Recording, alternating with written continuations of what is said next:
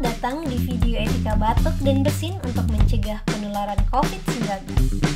COVID-19 menular secara langsung melalui tetesan atau droplet dahak dan air liur yang terhirup atau tertelan saat orang yang terinfeksi batuk, bersin, atau membuang nafas. Virus dapat pula menyebar jika kita menyentuh benda terkontaminasi, kemudian menyentuh mata, hidung, dan mulut. Berikut etika batuk dan bersin yang benar untuk mencegah penularan virus menurut WHO. Pertama, menggunakan kedua telapak tangan dan tisu.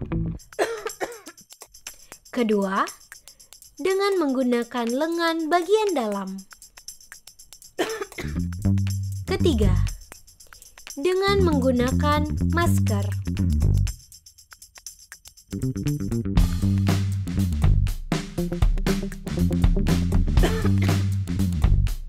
Dan keempat, jangan lupa bersihkan tangan dengan sabun dan air mengalir atau hand sanitizer berbahan dasar alkohol setelah batuk dan bersin.